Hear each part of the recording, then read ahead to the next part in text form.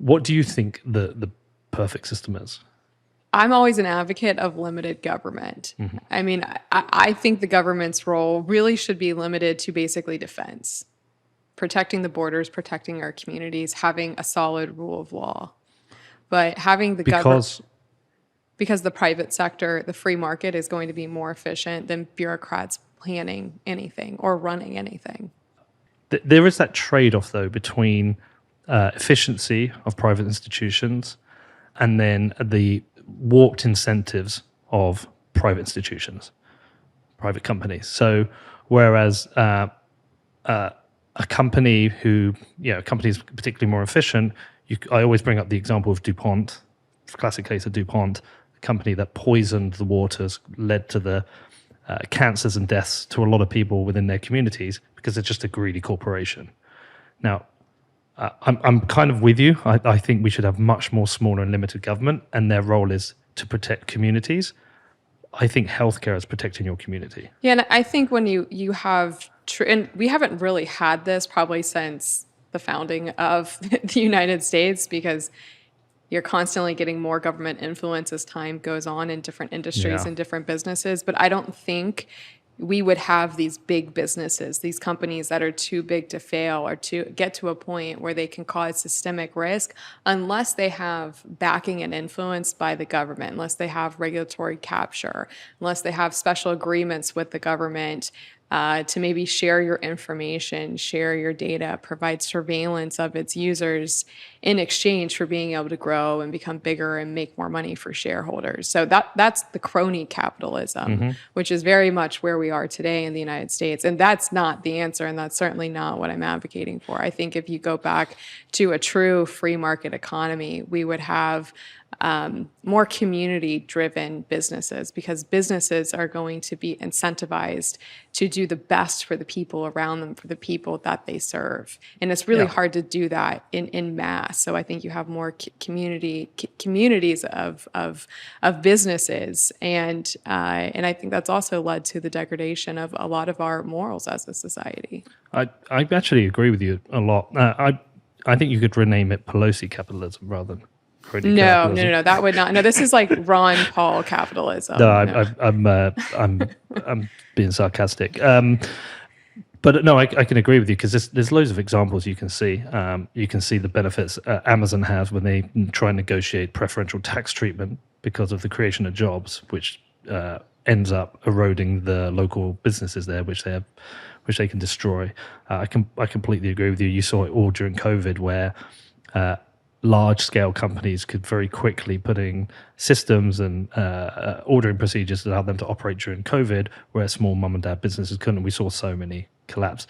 In so many industries, we have oligopolies where just a couple of very large businesses control everything. You don't have those small community-driven businesses. And we're also seeing the insidious influence. I mean, we saw everything yesterday with PayPal.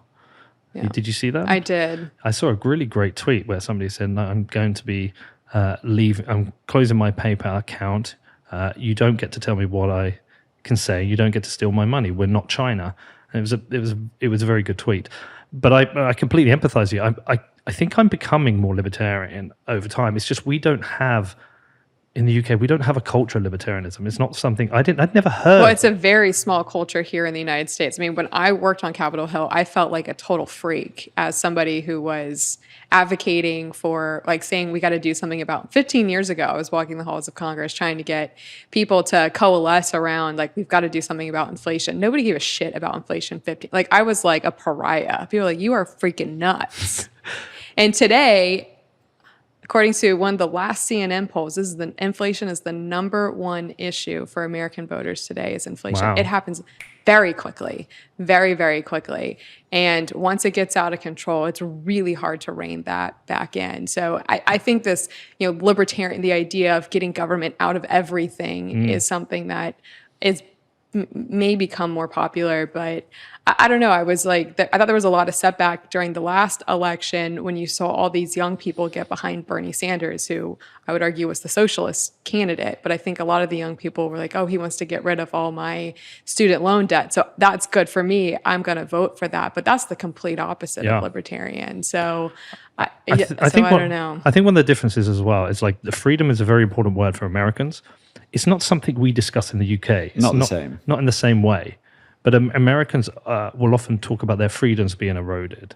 Politicians will. We don't really tend to talk like that. We tend to talk more about togetherness. We're collectivists. I think we should talk about it more, though. No, we should. We absolutely should. Well, the people who cared about it left and came here generations ago. So the people who are still there, that's the families of the people who fought against that concept. So I think that makes sense. But also when you talk about it, you come across as a psycho.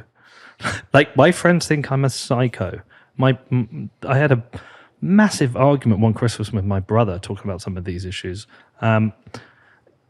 They think I'm a conspiracy. Like, and by the way, Well, that was me working on Capitol Hill 15 years ago, talking about inflation. but imagine the leap. The people who listen to my show, the Americans, they think I'm a libtard, and then in the UK, my friends think I'm a psycho conspiracy theorist. So imagine the leap to go from one to the other. I get it. I get it. I'm walking this middle line, trying to get the people of the show not to hate me and think I'm a massive socialist, whilst at the same time trying to orange pill people who they really would have an issue with. And that walking that line from one to the other is very difficult. So when after leaving the Hill and then becoming an advocate for Bitcoin and like going back to a lot of my old friends who still work, who were still on the Hill and saying, hey, like would love to talk about Bitcoin with you. Definitely felt like a psycho back in 2013, 2014, where everyone's like, okay, I heard about Bitcoin. I heard about these meetups. What are you guys really doing? Like, are you okay? Like, what is going on? Are you in a cult? Maybe a little bit. So the Bitcoiners were right. Let's just be very fair about this. I think we can say objectively they were right. They've been talking about inflation for a long time, way before these transitory 8, 9, 10. A decade Yeah. before it showed up in a CNN poll. And then here it is. We have very high inflation. We have a lot of issues in the economy. I mean, Bitcoin was born in the 2008 financial crisis. We know what Satoshi wrote in the Genesis block. And we know that everything's happened since. And they all predicted it. So what I would ask you is, there is being right theoretically, but then there's also believing that a system built on Bitcoin will actually fix these problems. Do you believe both? So I believe this technology can address many of the systemic issues in our global financial and our monetary system today. Right. Absolutely. I mean, at its core, I think Keynesian economics is evil. Mm-hmm. Agreed. And what inflation is, and this is, another thing that really upset me as I was learning about economics, understanding how these things work. Inflation is theft. Make no mistake. It is the government stealing from you. Yep. From its people. And if you think about that, well, what is money? To most people who work for wages, just normal people, not the super rich, you work, you get a paycheck.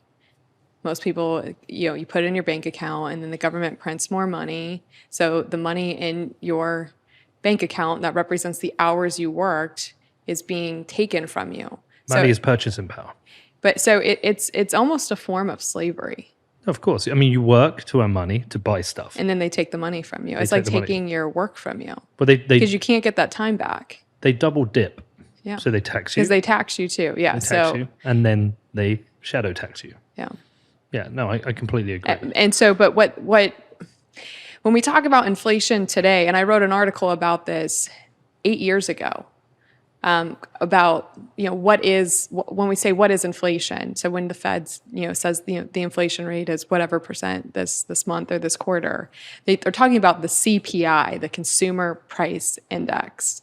And so when I worked on the Hill, I actually had the opportunity. I was like, all right, I'm going to figure out what the CPI thing is because it sounds like BS, because when you're in school, they teach you inflation is the supply of money, how much money is in circulation, right? And so the Fed's printed what, like 40% more money in the past, couple Yep. years since COVID. So I would argue inflation's more like 40+%. But the government will say no, it's like 4, 6, or 8. I mean, it's changing, but we've been in that range for the past couple of years. So the CPI is just it's a basket of consumer goods that people purchase. And it's a very, very big basket of stuff. It's all sorts of stuff. It's a lot of food and groceries and commodities, things consumers buy. So I sat down with a statistician at the Bureau of Labor Statistics to ask some questions like, what is the formula? And it's actually not publicly available. They won't even make it available for members of Congress and their staff. Why is that? Didn't get an answer on that. And then if you also look at over a period of time at the goods, as things like beef get more expensive. So previously it was a more premium cut of beef is what would be used in the formula. And then they would change it to a lesser costly cut of beef, like ground beef. But is that because there's two ways to look at that? You could say they've done that because they want to reduce the impact of the inflationary figures on their calculation, or you could say they've priced people out of the premium cut now, so they can't use it. Well, we don't know because we don't have the opportunity. The public doesn't have the opportunity to look at these formulas to really understand that. But there's definitely a lot of tools that they have to make the numbers more favorable or to manipulate the numbers. So it's really important, I think, just for normal people who don't, have the opportunity to spend hundreds of hours reading and studying Austrian economics just to know basic things about, well, what exactly is inflation? How am I subjected to it? How do I protect myself from that? How do I plan for my future? And I think that is the opportunity of Bitcoin, because it is a way to protect yourself from that type of influence, government influence in our money, which is something that's, at the end of the day, it's your work. Yeah, so we've just made a film about inflation. Me and Danny sat down the other day to write the script for the monologues over the top. And one of the things we talked about is inflation is personal. There is no formula that can explain it or can calculate inflation for everyone, and it's a pointless number. What you spend your money on is entirely different from what I spend my money on. And actually, this is where it should get quite easy, because you should be able to create the list of things you buy, how much you spend on rent, car, food. You should be able to put that in and then calculate what your personal inflation number is. That should be very easy.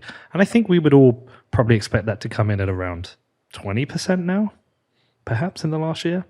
And I think that's what we need, is your personal inflation number. Not some, I mean, this is what Eric Weinstein was talking about for a long time to us. He's like, inflation is personal. It is. Yeah, no, that's an interesting idea. Yeah. People sharing that.